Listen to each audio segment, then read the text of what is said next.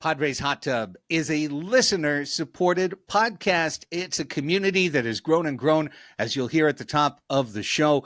It's a community that gets together to celebrate at Petco Park big wins, and you can be a part of it. Patreon.com/Padres Hot Tub. Just over the last week or two, I've run into folks who say, I miss you on the radio, Craig. I wish you saw it. Say, hey, show's right here. Show's right here. And if you want to support it, you can. Watching us on YouTube is supporting us. Thank you. Listening to us on the free feed is supporting us. Thank you. We appreciate it. However, take it to another level. And in doing so, enter a community that you might find gives you a lot more back than you had to pay to get in, Raphie, at patreon.com/Padres Hot Tub.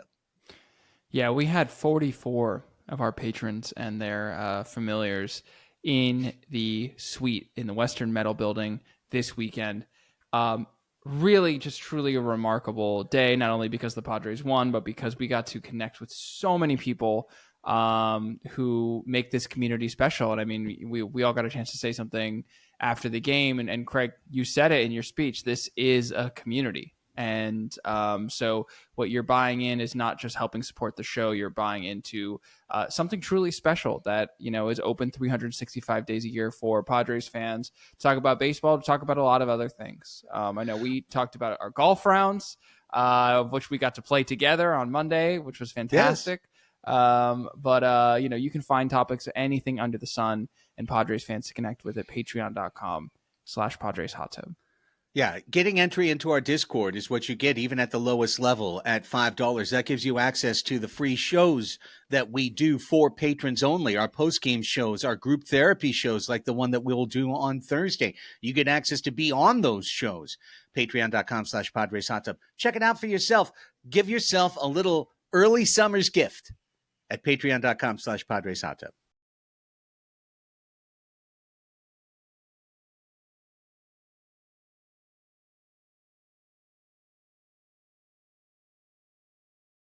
Welcome to the Padres Hot Tub, everybody. Craig Elsten, Raphie Cantor. No Chris Reed today. Chris sends his regards horizontally. He unfortunately, softball star that he is, put his body on the line for his team on Monday night. He made not the ultimate sacrifice, thank goodness, but one along the way, which was to tweak his back. So can't be upright right now. Chris sends his regards. He has sent along some discussion points that we can discuss and probably infuriate him because we're not, Chris to bring it out and articulate it. But Chris, hope you get well very soon, my friend. Beautiful to see you and your lovely wife, Jessie, at the suite on Saturday night. Speaking of which, Raphie, and we mentioned it in the ad on the free feed as well, but what a night on Saturday night, taking Padres Hot Tub for the second straight year to Petco Park for a suite game, this time upgrading Western Metal Company building. I tell you what, that's a bucket list item if you're a Padres fan, to watch a game from a Western Metal suite. There's really something special about being out on that balcony, being in play, having the foul pole literally right there at the edge of the suite, on the corner of the suite, like this side foul, this side, our side, fair, home run. Incredible to see, Raphie, how our community continues to grow and support one another. Yeah, just shout out to Chris Reed and to our other Chris, who I think is now known as the artist formerly known as Kim Possible. I think he also goes by Kim Plausible now on the Discord. So shout out to Chris for putting together not just the suite, but also we had a wonderful raffle going during the suite game, so that every inning there were like 3 or 4 items getting auctioned off: signed baseballs, signed baseball cards, bobbleheads, Padres Hot Tub merch, Terrible Padres meme swag. Like, it was just it was fantastic. We used those wonderful raffle funds to buy some sweet tri-tip nachos from Sweet Seaside Market and a few other things. So yeah, like I said on the pre-roll, 44 people out in the suite, just fantastic. And I had never watched a game from the Western Metal Building. And there was something I was turning to, I think Analog Man and his wife. I can't remember exactly who I was talking to, but it almost feels like you're in Ebbets Field in Brooklyn in like the 40s, because you're built in and you're literally, you look down and you are overhanging the field. Like you could fall into fair territory. And we had a phenomenal view of Fernando Tatis Jr.'s 3-run home run, where like the apex of the home run was at our eye level. Yes. And once we knew that, like, we were like the first people to react in the stadium, because like we knew, like, coming off, we were like, oh, that is going over the fence. Yeah, I mean, we're really lucky to have the community that we have. And this annual tradition is one of my favorite days of the year. We had folks travel hundreds of miles from out of state, from the very top of California, all the way through the Central Valley. So just thank you everyone for coming out. It was such a wonderful thing, and just underscores what a special community we have. Yeah, it really is. I mean, our Sacramento trip, we saw some familiar faces back at the suite on Saturday night as well. But every time we get together, we get further affirmed as to, the incredible direction that Padres Hot Tub is going. Couple of very quick bookkeeping notes, especially for our patrons. No banter once again today. Yes, that's 2 weeks in a row, but as we told you, Chris is down and out. And we've got a little bit of a delay because Raphie's got a work thing tonight and tomorrow. Group therapy will be tomorrow, hopefully with Chris and I, maybe just me. We'll see how Chris feels, but Raphie can't make it because Poker Face Season 2, Episode 10 debuts Thursday, June 26th on Peacock. Go watch it. Go stream it. Go watch it again. It'll say written by Raphie Cantor. It will. Episode 210, The Big Pump. My first written by credit on TV, which I'm very, very honored and thrilled to. I don't know. It's kind of surreal. It crept up on me really in this weird way, where it was like looming in my head for so long, and then things have been so busy, and I got to go down to San Diego and go to a couple Padres games and yada yada yada, and then I come back and I'm like, oh my god, my episode's on tomorrow, which I'm so thrilled. It stars Method Man from Wu-Tang Clan, Jason Ritter's in it, Patty Harrison, who I think is maybe one of the funniest people in America right now, Natasha Leggero. Trying to think. I mean, you'll see some familiar faces, and of course, Natasha Lyonne's in it. So, directed by Clea Duvall, actress who folks may remember and recognize. It was just an absolute treat. I haven't actually seen the episode. Craig has seen it. I have not seen it. So. I have seen the episode. In fact, yes. Here's a funny Easter egg. If you pay very close attention to the credits, also listed in the same credit as writer's assistant is Raphael Cantor. I know. That's my alter ego. So you've got Raphie and Raphael working on the same episode, and I assume one side of you helped the other because it was writer's assistant. Precisely. Yeah, I went through something of a metamorphosis over the course of the season, where I had it's like Sean Parker in The Social Network, where he's like, drop the just Facebook. It's like, drop the Raphael, just Raphie. So Craig's not kidding though. If you can watch it, it helps tremendously. There's no word on if there's going to be another season or not.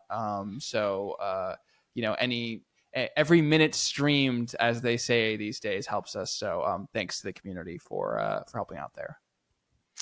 And I can't wait for you to have all the fun things that happen tomorrow with the episode coming out. And yes, I've seen it, and it's good and it's funny. And as he mentioned, a major character is introduced. So Raphie had the job of bringing that major character into the Poker Face universe. It sets up what's going to happen in the final 2 episodes of the year. So really important episode. Go check it out. Okay, bookkeeping over. However, as we begin the baseball part, we aren't to the Padres yet, and quite unfortunately. The one sad thing from Saturday's Sweet Night was hearing Alex Miniak announce the death of Scott Miller right before the game. And I did not know that Scott had passed. He had passed earlier that day. We hadn't been on social. I'm not on social media the way I used to be anyway. So I found out because Alex announced it, and I saw Scott's face up on the Jumbotron. And right before the anthem, I had to go sit on a couch in the back of the suite and have a think and have a bit of a cry, because Scott Miller's a guy I've known, boy, for well over a quarter of a century, and used to be in the press box together all the time, down on the field all the time. One of those guys that was always there, even when he was writing for the New York Times. Scott lived in Carlsbad, and so he would be at Padres games like regularly. Someone else would be coming in and he might be there to write about the other team, but he would still be there. And then it was a great joy for him that the Padres, starting in 2004 with Petco Park, got good enough that he could sometimes be in Petco Park or be at a Padres game to write about the Padres instead of just being there to write about the other team. But just one of the brightest, funniest, most affable people I've ever met in the business. Vibrant, an incredible author that's wrote many, many books, including one that just was released a few weeks ago called Skipper, Why Managers Matter and They Always Will. While Annie and I were on 97.3, and this is it's just a gut punch. The two guests we had on the most often in our 15 months were Bryce Miller and Scott Miller. And today they're both dead. That's crazy. Yeah. Today they're both dead and gone. And cancer sucks. And Scott had been fighting it so hard, and Bryce had been fighting it so hard and so elegantly. And to have those two bright lights and incredible voices and eloquent pens or keyboards, silenced. It's an absolute killer, and I just pass along to his family my condolences, but to the baseball world in general, because we lost a great one in Scott Miller. Yeah, Bleacher Report, who Scott contributed for, did a great write-up, and also there's links to some of his most notable work. So if you're not familiar with Scott's work and you want to read some columns, just some absolutely phenomenal ones. And for Padres fans specifically, he wrote a great one in May of 2022 for the New York Times. You might remember Manny Machado sitting in front of a chessboard. The article is titled "The Third Baseman's Gambit." It obviously is not just you might recall that is the year that Manny tore it up and then subsequently got a contract extension, so he was off to a hot start. But really just kind of in the evolution of Manny Machado as, the player who came to the Padres sporting something of a bad reputation to, team leader, team clubhouse, and presumably going to be going into the Hall of Fame with the Padres hat on, like just tracking his evolution. Really good piece. So, just thoughts and prayers to his family, of course. Just horrible, horrible news. Yeah. And, again, this is somebody I knew personally, so I just wanted to make sure that we had at the very top of the show how important Scott was and what an incredible dude he was and how much he'll be missed. Okay, some headline. Here's what's going to happen. We've got some headlines of what's going on with the team. We'll look at the last two series. Padres went 4-2 at home. Not bad. Pretty damn important, I would say, Raphie, coming off the road trip they had of 2-5, and as dispiriting as it was to lose 3 out of 4 in LA, to lose 2 out of 3 the way they did in Arizona with Suarez blowing the series, essentially, with his blown save. It wasn't the prettiest, 4-2 that you've ever seen in the history of the world, but I don't give a shit. They're 4-2. I mean, they needed that. They desperately needed it. And, I think it's just huge to win 2 series back to back after dropping the openers in each series and coming back and rallying. And, we saw it in the Royals series yet again, where the Padres, after getting it up for the Dodgers and winning a crucial game, Game 4, come home and immediately, kind of shut down and have that classic Dodgers hangover that we've discussed in Game 1 against the Royals. But to rally both for the sweet game and for the OMG walk-off game on Sunday, and then likewise after getting kind of punched in the mouth by the Nationals and by former Padres products, C.J. Abrams and James Wood on Monday night after Stephen Kolek had a big inning to rally back and win 2 crucial games. I mean, it means the world. It means the world for the Padres as they're heading on the road again to what is certainly going to be a very hot and sweaty road trip. But with, I think, some important changes coming to the team, both in lineup and bullpen construction, that I'm sure we'll get into. Absolutely. So I don't know. Let's start by talking about the 2 series, and then we can get into the kind of general stuff that's going on with the team. The Royals series starts with a loss. As you wrote into our menu, Dodger hangover loss. Yeah. I mean, definitely a little bit.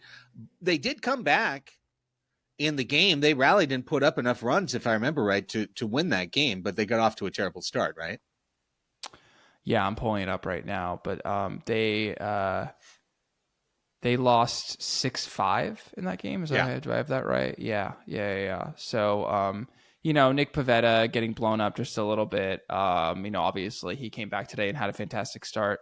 But his line on that game was 4 2/3, 6 hits, 2 homers, 4 earned runs, 2 walks, only 3 strikeouts. So, the bullpen having to do some mop-up duty and holding their own, but it just they came back a little bit at the end, but it was just one of those things where for most of the game, the offense felt rather anemic.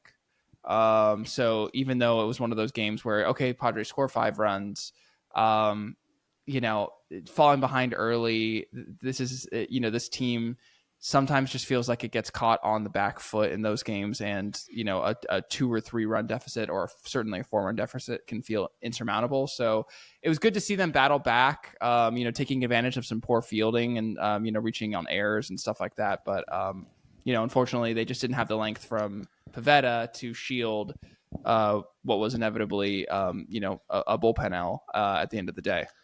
Well, it was an Adam L, and I mean, this is a game that felt very stingy because initially you're down 4-0. Pivetta gives up the 3-run homer to India. You feel like you're kind of out of it, but then they come all the way back to 4-4, and now it's 4-4 at home, late innings. Adams on the mound. Suarez has appealed his suspension. He's available. You feel like the game's in your hands, and he came in and struggled once again. Jason has a much, much better outing on Tuesday to redeem his homestand somewhat. But fact remains, the Jason Adam of the first 6 to 8 weeks of the season, Raphie, was a guy who came in and was just an automatic shutdown. Like, how many outs do you need? Half of them will be strikeouts. He will come in and do the job. And the Adam since then has been leaky. A hit, a walk, sometimes a double play. Sometimes he's really good. Sometimes he's not. And the ERA is still under 2, but the overall efficiency has declined. Certainly. And, it's interesting with Jason Adam. I think that we've seen something of a reshuffling in terms of the order of bullpen supremacy, I guess you could say. I think that I don't have the pitch counts in front of me from Tuesday night's game, but I did think it was quite interesting that after pitching last night, both Jeremiah Estrada and Adrian Morejon are called on in today's game to close things out, and Jason Adam not seen. So, I think that was a deliberate choice from Ruben Niebla and Mike Schilt. I think the Morejon thing in the 9th inning just simply stacks up to you're facing Abrams and Woods in the bottom of or in the top of the 9th inning. You're going to want a lefty out there. But going with Estrada in the 8th inning, which has almost always been Jason Adams' domain, and after especially Estrada threw 16 pitches last night, was a little bit surprising to me, but I just think is a recognition from the coaching staff that, certainly Adams needs a break, and perhaps also that he's lost a step. The numbers just to back up what I said.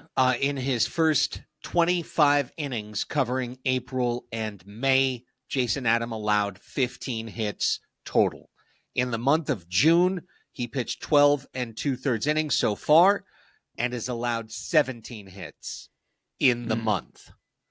And his whip month to month was 1.0, 1.18, 1.66 so far in June. So when I said he's been leaky, I think I was right on point with that description. He has been leaky. And also, he leads all major league relievers in appearances. So I wouldn't be mad at an Adam injured list 10-day appearance going into the All-Star break. I wouldn't be mad at that at all. I wouldn't either.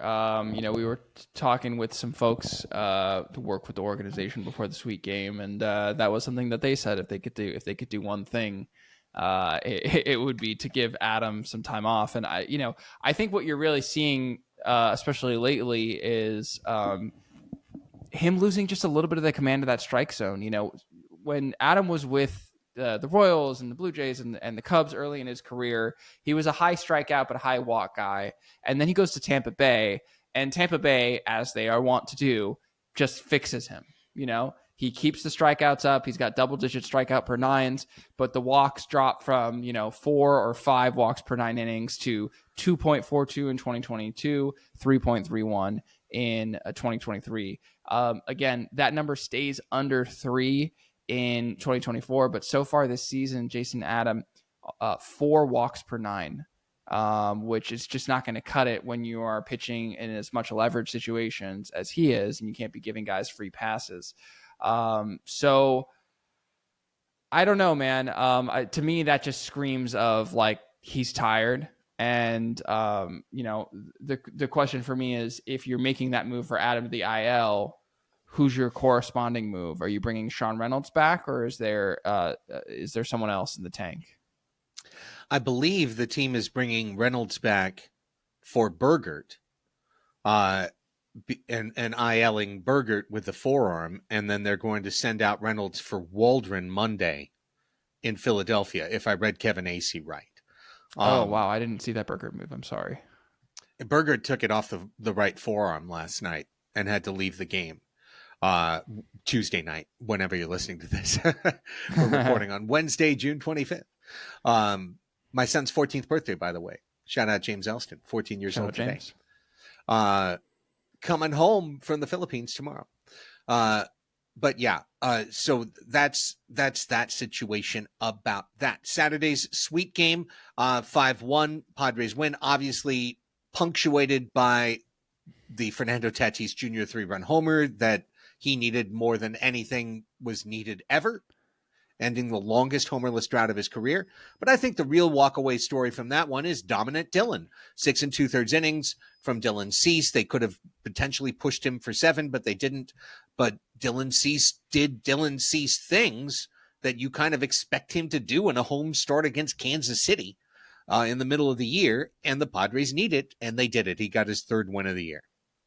Yeah, we were all quite surprised when Dylan Cease returned to the game in the 7th inning. I believe he was either at 98 pitches or he had already crossed 100. Maybe he was at 104 or something like that. And he trotted back out to the hill, and we were all kind of talking to each other in the suite. And I chalk it up to, Dylan wants to be out there. Like that's clearly evident. He is cut from the same cloth as his landlord, Joe Musgrove. He's going to be pushing to be out there for every appearance. But I mean, also like Dylan's in a walk here, and he knows that.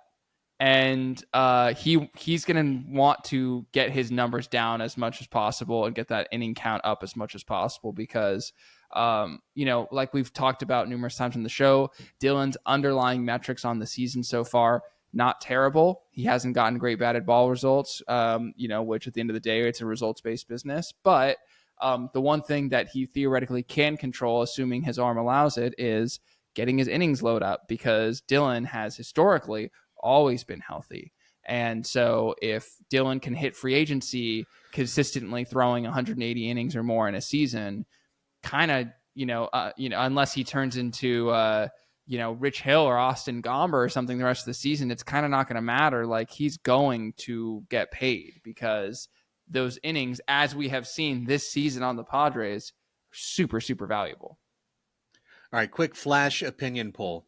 I'm going to go 3, 2, 1, and you're going to tell me what team is going to sign Dylan Cease in the offseason. Okay, here we go. 3, 2, 1. Mets. Dodgers. Oh. Yeah, LA. Yeah. I mean, they'll look at the numbers. They'll just be like, wait a second, hang on. This guy throws 98 and his elbow hasn't exploded his whole career? We could make him throw 102 for a good year or two before his elbow explodes. Let's get him. Well, and I will say they took his mirror image, Blake Snell, right. and paid him. And Glasnow, who's his cousin, twice removed. Yeah. Like, they can have an entire rotation of all stuff plus all random ass dilettante players that can all show up in August. And they don't care. LA doesn't care because look at him right now with Wroblewski and Sauer and Chumpy and Bumpy and then Yamamoto. They still have the best record. They don't care. Yeah. They'll save the elite pitching for the end when they need the elite pitching at the end. They literally don't care. They can get away with it the whole year. Advantages when you have a $500 million payroll. Okay. Well, hang on. Yeah. I just want to say some other shadow teams for Dylan Cease I would throw out there. We talked about them finally spending money with Rafi Devers, but the Giants, they're Cubs, still only like 13th in Cubs. Payroll. Yeah. Cubs are up there. I talked about the Mets. And the other thing I would just say is Atlanta Braves. He's from Marietta, Georgia. And he is. That is, I'd say, a shadow team who is looking to compete in an increasingly competitive division. So, don't think it's going to be for us, though. No. So that was Saturday. And then Sunday was a really, really clutch victory. Down 2-0. Bottom of the 7th inning. Bases loaded, 2 outs. Iglesias, pinch hitter against the righty reliever, Lucas Erceg. Comes up with a 2-run single to tie the game. Comes up with the relay throw in the top of the 9th to nail the go-ahead run at home plate. Perfectly thrown by Merrill to get to him, but Iglesias had the longer, tougher part of that play, and he made it perfectly, and then gets the walk-off single after Xander Bogaerts got the double that put runners at second and third and put the Royals in the pressure cooker and the infield in. Iglesias gets the worm burner that Witt can't, jump throw to home fast enough, and the Padres pull out that game 3-2. That one felt to me like one of those, and I think today's game, Wednesday's game, is another one of those games that you put on the other side of the ledger of if the Padres make the playoffs by a game or two, this was one of those games that got them to the playoffs. Absolutely. And I also think both today's game and more specifically Sunday's game are emblematic of when the Padres are working right. Those are the types of games that they win. That the way that this team has decided to approach the game offensively from a base running standpoint, these are clear patterns and trends that we've seen that we'll discuss later in the show. They are a contact at all costs teams, even if that cost is hitting the ball all that hard, frankly. But in situations where you already have runners on base, that strategy can pay off. And I think Jose Iglesias is also the type of player that encapsulates that as being a contact guy. And I do just want to shout out, I know we had a post-game show that day, but we saw something that day that we hadn't really seen, which was that Jose Iglesias came in as a pinch hitter for Jake Cronenworth. Was you're right. Playing the platoon matchup, which was something that, previously, certainly we don't have anyone that's replacing Gavin Sheets really that frequently in the lineup, but, I think Mike Schilt had been a little bit reticent to replace Jake Cronenworth, but to bring in Jose Iglesias to face the lefty and get that base hit, just massive. Oh, Mike Schultz decided all options are on the table now. in terms of changing the lineup and changing everything, but we'll get to that a little bit more. Trying to keep it rolling here, but 2 out of 3 against the Royals. And as the Padres take 2 out of 3 against the Nationals, yes, we will have to take at least a moment to relitigate the Juan Soto trade for the 514th time. But I would like to note that the Padres just completed 26 games in 27 days. And to win the last series of that and the last 2 games of that series, I think that's, again, low-key kind of huge.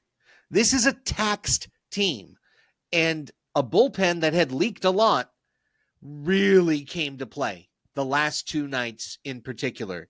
On Tuesday night, when Ryan Bergert went down with a forearm injury, Morejon comes in, covers 2 innings. Adam comes in the 6th inning. Estrada comes in. Everyone got their job done. And then on Wednesday, Pivetta covered 7. But once again, it got to the end and everyone got the job done. So some elite relief work to close this out at a time when the naysayers and the inhabitants of Doomerville in our Patreon would 100% be saying, oh, those are the games the bullpen's going to blow. 100%. And I also just want to point out for folks that it was 26 games in 27 days, and with today's win, they secured going 13-13 in that 26 game stretch. So to survive in advance. This was survive. 100%. They treaded water, which was all that they needed to do for this time. I'm sorry. I was counting the wins in my head, so I didn't really hear the last end of your comment. But just something about the bullpen blowing up potentially. Doomer saying such. Oh, just that at the end of 26 and 27, those would be the days you'd expect. He's ridden the bullpen too hard. Yeah. You know it. Hey, these guys are going to fall apart. That's when we're going to lose. We're going to lose at the end of those long drays when those guys just don't have any bullets. No, they had all the bullets. They were asked to go Superman on Tuesday. They did it. Turned around. Adrian Morejon pitched the 9th like a boss on Wednesday afternoon. Lockdown. This dude is making money hand over fist week by week this season. Yeah. I mean, the Padres are in a fantastic position for when Robert Suarez inevitably opts out of his contract at the end of the season, because assuming that Jason Adam can recover and, Adrian Morejon being, his mirror image other option where you have a righty-lefty threat that is locked in for the next Adam certainly for the next season after this, and Morejon for 2 seasons after this as well, to handle any situations in high leverage that the Padres may face. And you still have Estrada. We sometimes talk about him, sometimes don't, but like Yuki Matsui, he's been walking a fair amount of dudes, but his stuff has looked really good this year. And as a 6th inning option consistently, I think that in terms of the 2 relievers that we're paying $4 million a year, you have Yuki Matsui, who, can pitch in middle relief and pitch in middle leverage situations. And you have Wandy Peralta, who is the human white flag. I think going forward, like, we're losing one of our horsemen of the apocalypse at the end of the season, but we're retaining like 3. And if you want to count Matsui, we're still going to have 4. And then whatever help we can get from Sean Reynolds and the Braden Nets and the David Morgans of the world, et cetera, et cetera. I'm not too worried about the Padres bullpen for the future. The Padres wind up taking 2 out of 3. They close things out with a 1-0 win. It's the team's 13th shutout victory of 2025, 80 games into the season. That was Discord sourced, so I would like to double check it for sure, but I'm pretty sure our Discord was right. So 13 shutouts in 80 games for this team. The story of the first half is Padres elite pitching overcoming an offense that is underpowered, and after early surge really struggled for about 2 months. Yeah, I mean, kind kind of buried the lead a little bit, but today's game was game 80 of the season. So, we won't have a main show before we cross the 81 game threshold on Friday. So, this is kind of our unofficial halfway checkpoint of the show. And we can really look at, how the team is stacked up in the major categories. And I think starting with the good, like you said, Craig, you can slice it up however you want. Padres are just a good pitching team. They have a top 10 ERA, 3.67 as an entire staff. The FIP is 12th in the league, but I think some very crucial points. 229 batting average allowed. That's 4th in baseball. 367 slug allowed. That's 5th in baseball. And 8.81 strikeouts per 9 innings. That's 8th in baseball. And yeah, they walk a fair amount of guys, and there's definitely some tidying up to be done. And unfortunately, something we're not really accustomed to really in San Diego is that the pitching staff has kind of fallen victim to some shoddy defense at times over the course of the season. But in terms of the jobs that they're meant to do, they're doing phenomenal, and they've absolutely kept this team in the game this season. Now, Monday's game, the game that the Padres lost, the Nationals took care of business, and C.J. Abrams had 3 hits and 3 runs scored, and James Wood had 3 hits and 3 runs scored and a 3-run homer. He drove in 4. So let's just get this out of the way. James Wood is a great player who's gonna be a great player and is probably gonna hit 300 plus home runs in his big league career. And that's a lot. It's a lot of homers. He's young, he's talented, and we all knew, every knowledgeable Padres fan knew when the Juan Soto trade was made in 2022 that the guy that hurt was James Wood. That was the one guy we were like, can we do the trade without Wood?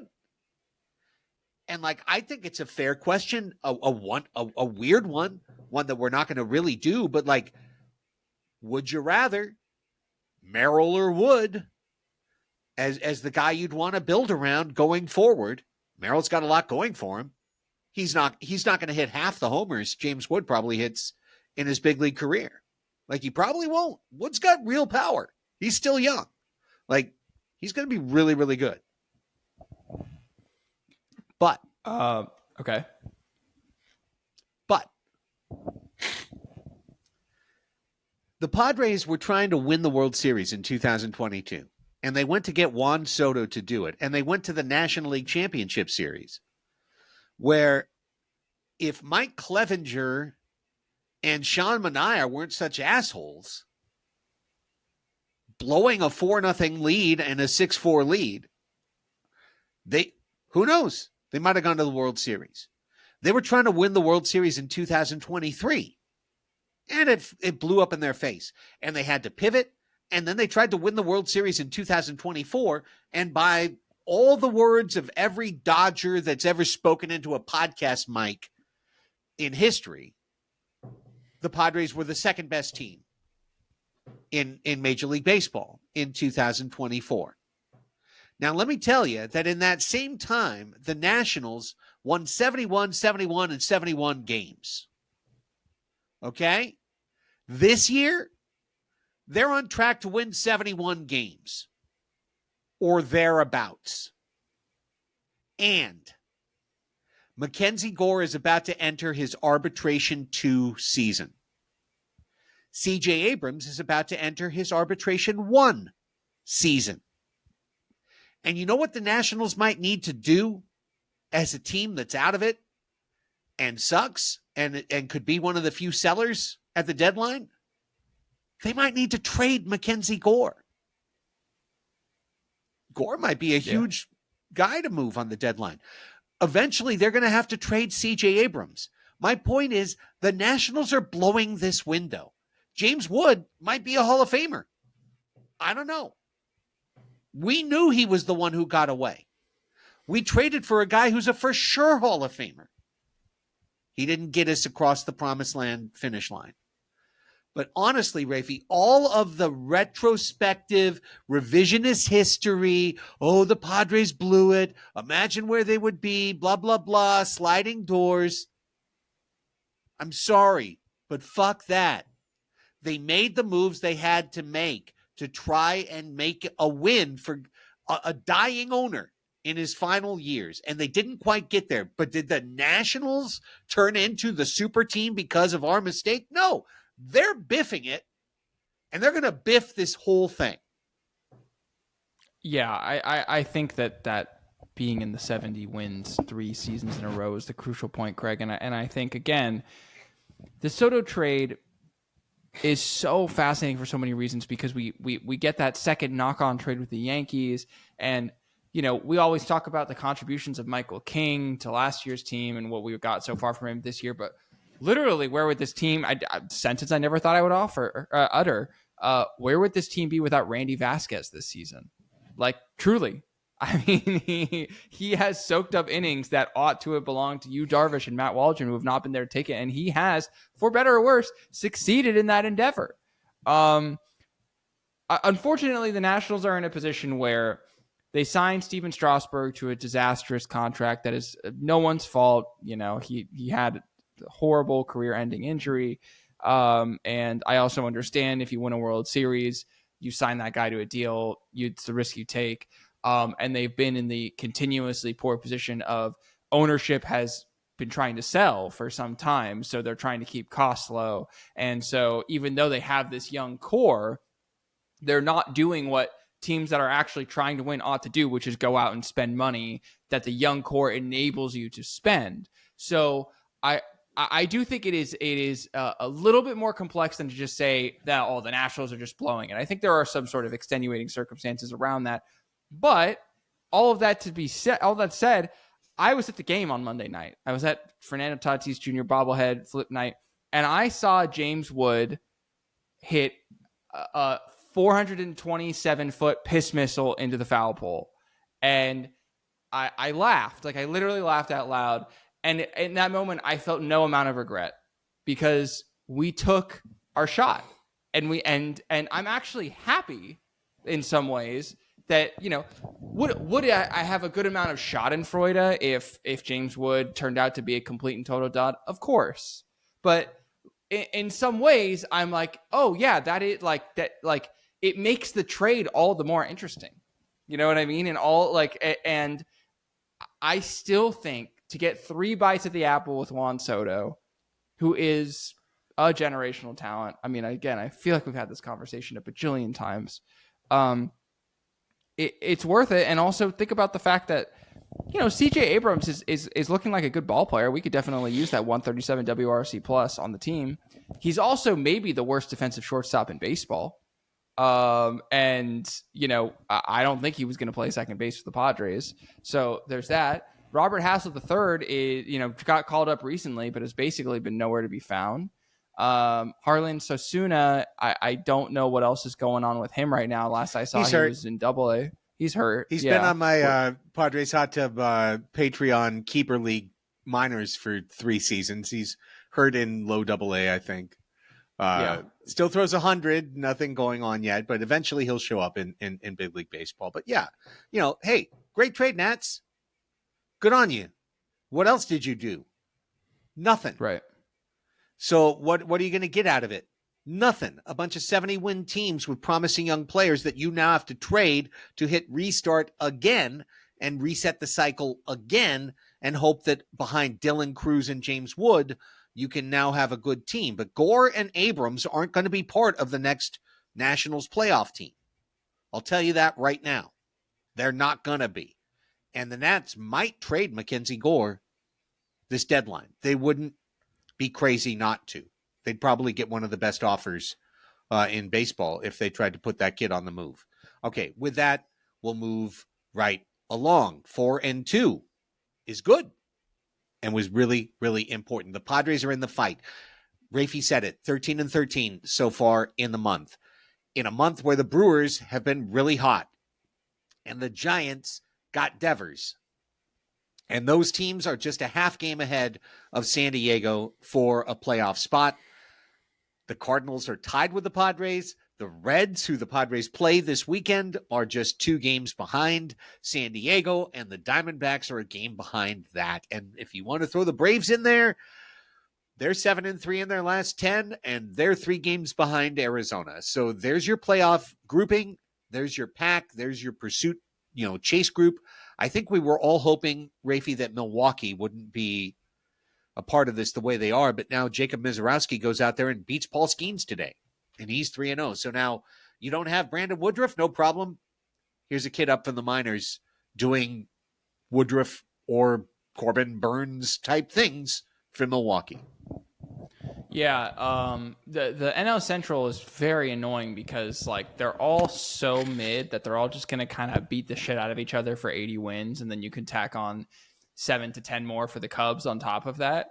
But the Brewers somehow always find a way to put up 80 wins with a middling offense, but because they are one of the great pitcher dev organizations that they have that are out there. And I mean, I believe he's down with Tommy John surgery, but former Padres product Robert Gasser is rising in the ranks in that organization, and I wouldn't be surprised if he's tearing it up for them next season or the season after that. So yeah, I mean, this is the product of an expanded playoff. Like there are just fewer sellers, which at the end of the day, I think is a good thing in theory for baseball, which is that the issue when you have only, 8 or 10 teams making the playoffs is that you have more sellers. And so that the prospect capital that teams that are selling off can exact off of, opposing teams isn't as high. And you're basically perpetuating the losing cycle. And so if there are teams that can theoretically sell off strategically, they're able to get higher prospect capital out of that. So I do, at the end of the day, think it is a healthy thing for the baseball ecosystem for there to be fewer sellers. To make us, as a buyer, more frustrated? Absolutely.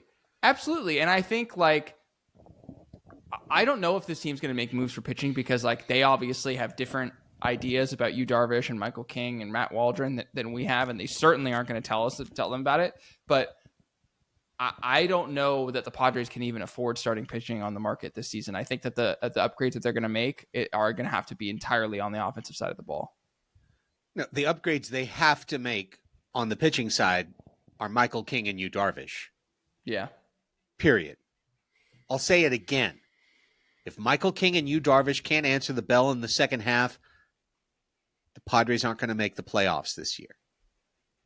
And it's just that simple. Because you can't go even trade for Zach Eflin, or like Michael Lorenzen, who I wouldn't even want. But even a second grade starter is going to cost way too much for the Padres compared to what they need. Because let's bullet point real quick through kind of the what's going on stuff right now. Starting with Jason Hayward got designated for assignment and then ultimately released by the San Diego Padres. In the spring, going into the spring, Hey Joe was the left field platoon. Hayward and Connor Joe. And as the song, as the lyrics go, Hey Joe, where you going with that gun in your hand? And it was to blow the head off of this platoon. Platoon gone. Complete, we can just say it very quickly. Complete blow. You missed. F. Strike 3. You blew it. You didn't get a left fielder. Now you've got Tyler Wade and Brandon Lockridge and Gavin Sheets in left field, which is probably the smartest decision they've made, is to just put the big boy out there. And you need a left fielder or a DH going forward. But you really need a left fielder for this team going forward. Yeah, and I actually think, again, I feel like we've been saying it for months now, but that's the good news about the Padres. They have an obvious hole that they need to fix, and frankly, thank God it's that not that their pitching is their greatest need. Because if they focus their prospect capital resources on getting a left fielder, chances are it won't cost as much as what pitching is inevitably going to cost with how taxed pitching arms are in Major League Baseball these days. So, I'm not worried. I know they will. I'm so confident saying they will make a move. It's just a matter of when and how much damage is done in the meantime while we're waiting for them to make that move. So far, the damage done is we're no longer in playoff position. We're a half game out. We're not very far out, but we're a little bit out. Let's see where the drift ends up. Our hero, Robert Suarez, did the job in the final game against the Dodgers, was suspended 3 games, appealed it. The suspension was dropped to 2 games. He then dropped the appeal and served game 1 on Wednesday. He'll serve game 2 on Friday. The Padres won today with Morejon closing. They'll probably close with a fresh bullpen with Morejon on Friday. And then you get Suarez back. So, great job, Robert Suarez. Appreciate you doing the job for the team. And appreciate the Padres covering up for him the way they have. Yeah. I want to just transition a little bit off of Suarez because, look, we knew that what that was going to be. We knew what was going to happen. I want to talk briefly about the lineup shuffling that happened today because it was quite interesting. So, yeah, Xander Bogaerts scratched from the lineup today at the last minute, which shoulder soreness, which is something that has been bothering him so far this season a few times. But we saw a very unique lineup today. So I just want to pull it up right in front of me. So we had Luis Arias batting first, which I believe is the first time that's happened this season. Correct. Manny Machado batting second, also the first time. Jackson Merrill third. Fernando Tatis Jr. in the cleanup spot. And then filling out the kind of usual suspects of Sheet. Iglesias taking Bogart's spot in the 6th hole. And then the unfortunate 7 through 9 to Bryce Johnson, Tyler Wade, and Elias Diaz, who did go 3 for 9 today. So shout out to them. Shout out to their families. Well, they're not dead. Just shout out to them. Yeah. But what do you make of that, Craig? What do you make of the lineup shuffling today? Well, the first lineup shuffle was to put Merrill at 2 and Arias at 4, which I think is a great move and could be made even better by putting Sheets at 4 and Arias at 5. I think that would be really good because multiple times since the move has been made, somebody has gotten on with 2 outs on first base and Arias is up and you're like, well, okay, the single best thing that can happen is maybe a double. Yeah. You know, but really it's a single. So we really need Arias to get a hit just to set the table for Sheets now, as opposed to your cleanup hitter driving in a run. I don't hate Arias batting 4th. I do think it's marginally more effective if you flip-flop he and Sheets. And I'm fine with Merrill too, fulfilling Chris Reed's, pledge and quixotic quest since the beginning of the year. To see that success, let the confetti rain for Chris Reed. Jackson Merrill is batting second. I'm good with all of that. I don't know what the hell today was. I really don't know what today was. Arias is hot, and he got hits batting leadoff, and he got the RBI single. So you sound like a little bit of an asshole, just a wee bit of a dick, if you criticize the move when he got the hit that drove in the run, batting first. But don't we all know, and I'm pretty sure Schilt knows, I know Schilt knows, leadoff is the worst place to bat Luis Arias. It's like the worst use of the resource. And then they just moved everybody up. They put Tatis 4 when we've known he's been our leadoff man all year. Like, truly, Raphie, I have no idea what today was about. The rest of it I understand. Today I thought was some weird Ersatz versus Gore lineup. And I don't know, but I kind of hope I don't see that lineup again.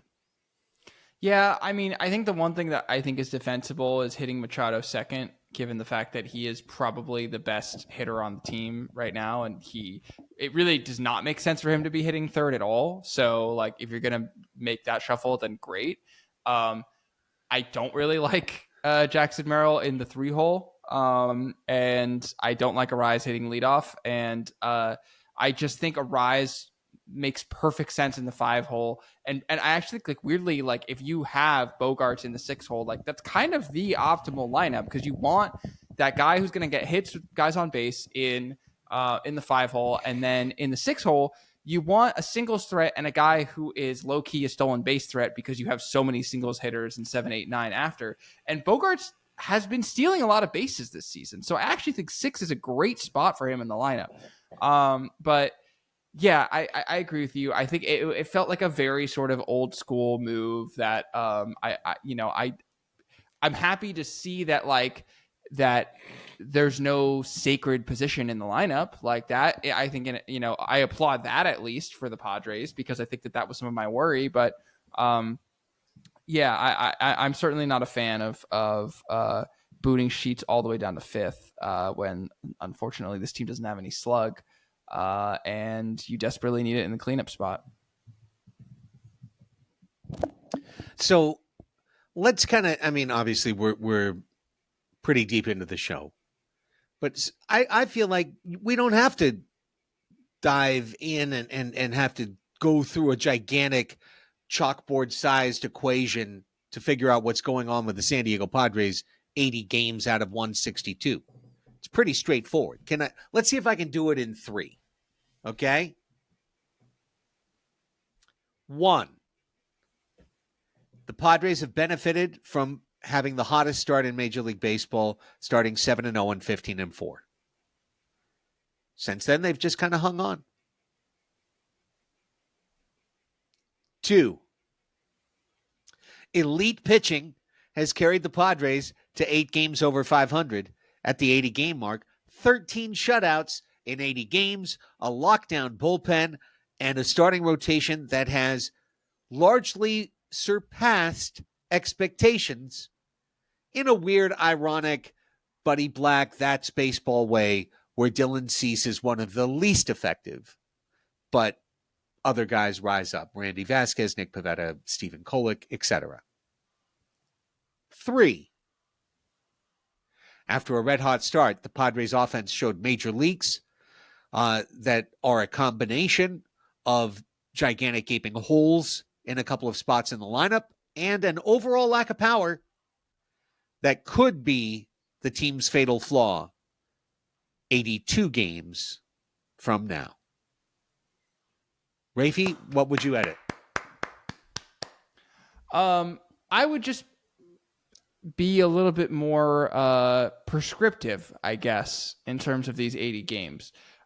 Which, look, pitching good, offense bad, base running weird. It's kind of like my my headlines. I think getting a little bit more specific. We know this team doesn't have slug. This team has hit 69 home runs this year. Number 1, nice. But number 2, they're on pace for 140 home runs, which is far below the 180 that we pegged at the beginning of the season. Craig, my question to you, how many teams have made the playoffs in the wild card era hitting 140 or fewer home runs in a season? Oh my God, I don't know. 5? It's a little bit more pessimistic. It's actually 19. 19 in 30 seasons. So you're averaging fewer than one a season. Fewer than one a season. 2/3 of one, basically, a season, to be specific. So it's not great. The 2005 Padres are one of those teams. But we've talked about that constantly. Something we haven't really talked about. Yes, we have talked about the exit velo, the hard hit percentage, the barrels. Like, they're all in the bottom 6th or 8th of the league. We have the 25th highest average exit velocity, 28th highest hard hit percentage, 27th highest barrel percentage. However, we also have the 3rd fewest strikeouts in the league this season. And the thing that really struck me is, so far this season, the Padres only have 112 strikeouts looking, which is by far the lowest in baseball. The next lowest team is 126, and league average is 153 strikeouts. And so for me, to sum up the approach, it's don't strike out at all costs, even if that means putting weak balls in play. And I think we can debate the merits of that. I think that that's something that we certainly applauded the team last season in terms of switching their gears from, being a 3 true outcomes team in 2023 to being a contact focused team in 2024. I think strategically that has worked out for the Padres. But to kind of go so far in the contact forward space that, you're not striking out a lot and you're putting a lot of balls in plays, and look no further than Sunday's win to see the advantage of having a Jose Iglesias making contact constantly on the team. But team doesn't hit a lot of home runs and they don't hit very many hard balls. And so, I just think it's something to keep our eyes on. I don't think it's really, the offense hasn't been good so far. I think we can say that definitively. I can't say for certain whether or not the approach is busted completely, but just interesting. Yeah. And when we talk about the lack of power for the Padres, here's something I'd like to note. At this time last year, or right around this time, because there's still 5 more days, right, in the month of June. At the end of June 2024, Jackson Merrill had 12 homers. He hit 9 in the month of June last year. This year, Jackson Merrill has 5 homers. So he's on pace for 10. Last year, he hit 24. So to match his total from his rookie year, Jackson Merrill would need to hit 19 homers in the second half of the season, which would probably be one of the league's leaders in home runs. So it's not like, oh, boo, Jackson Merrill. Jackson Merrill has had a number of unfortunate injuries, hamstring, concussion, nothing that you would hold against him in any way. But that power was way out of line in his rookie year from what his minor league career had predicted. And this year he's hitting a lot like his minor league career predicted. High average, a little bit of chase, not a lot of walks, and occasional power. And the Padres, to be the super version of themselves, need Jackson Merrill to hit more like Fred Lynn and less like Juan Pierre, hitting 308 with, well, Juan Pierre could hit 2 homers, not 10, but I'll try and think of my 300 hitting 10 homer center field comparison. I apologize. I'm not worried about Jackson Merrill. I not that I'm saying that he's, look, like you said, track record says that he should not be a 25 homer guy. So in that sense, could that bear into fruition? Sure. I just mostly chalk up this year so far to injuries. And, we were talking with some folks before the game on the field on Saturday, and they said as recently as this past Friday, Jackson Merrill was vomiting and looked like he couldn't walk. So, and today he hit an opposite field hit that went 379 feet. And I think Lane Thomas had to make a leaping catch at the wall to prevent from going out. And I'm not worried about Jackson. I'll just say that much. But I agree with you that, again, it's like when you lose the Profar home runs and you lose the Higashioka home runs, and then the guys you still have on the team are underperforming their home run totals, it does not give you a lot of wiggle room. That's it. Again, I'm not trying to knock Merrill. If anyone's hearing me, oh, Craig's ripping Merrill. No, facts don't rip people. The fact is he had 12 last year and he's got 5 this year. And that's a 7-homer gap. And the gap between what it could be right now is 14 from what the end of the year total could be. So he might just owe us some homers and maybe he's going to hit a bunch of bombs in the second half. And I don't know. But if not, that's once again something that has to be picked up somewhere else on the ledger, or else you come in at 150 homers and you try to make the playoffs that way.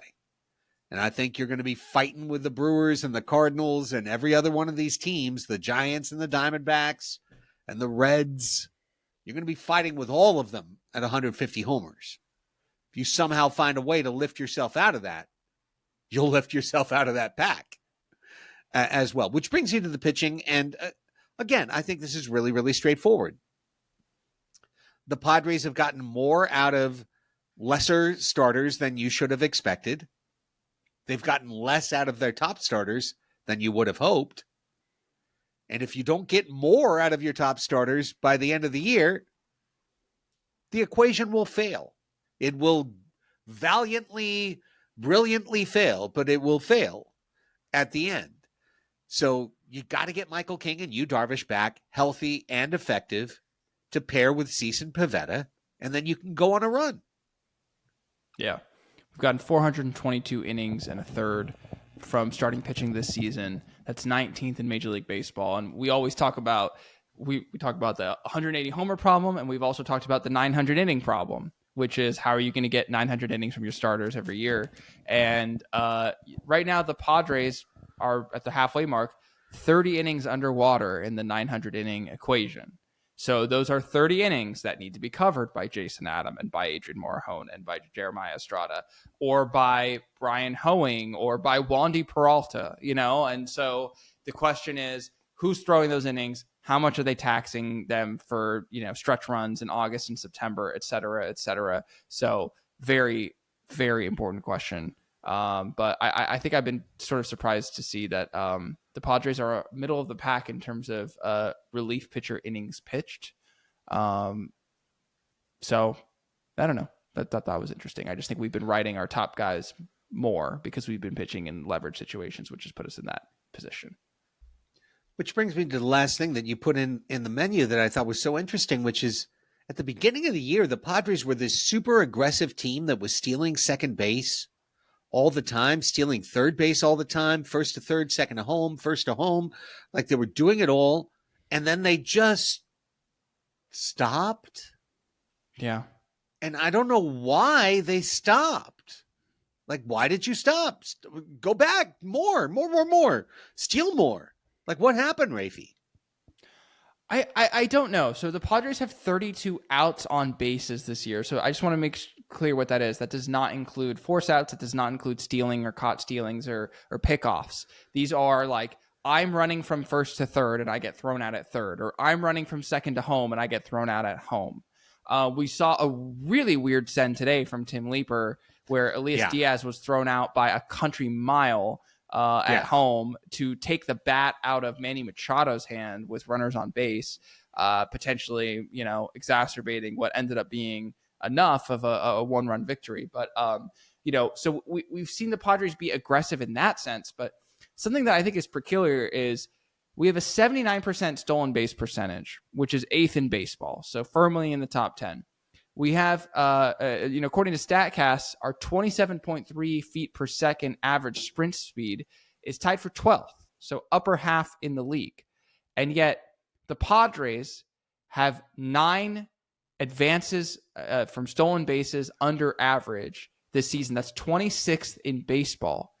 And you would think that especially for a team that doesn't hit home runs and is really relying on singles, why wouldn't you be stealing second base more often? You got to get guys in scoring position. I mean, again, like a runner on second base, this is a rule of thumb for folks, especially important with the Manfred man.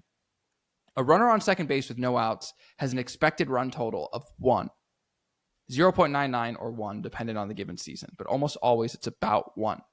So you get that a leadoff single on second base through a stolen base, your expected run total is 1.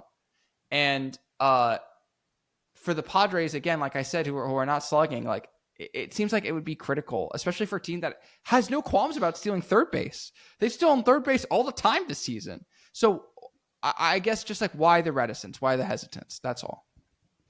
Only 4 players on the Padres try to steal bases at all. Fernando Tatis Jr. is 16 out of 18. Xander Bogaerts is 13 out of 14. Holy shit. It's the one thing he's done at an elite level this year, although he's played pretty good defense. Amidst having 3 slash lines all in the 2s, 216, 258, 261, Brendan Lockridge is 8 out of 9 on steals. Way to go. Manny Machado is 8 out of 10 on steals. Holy crap.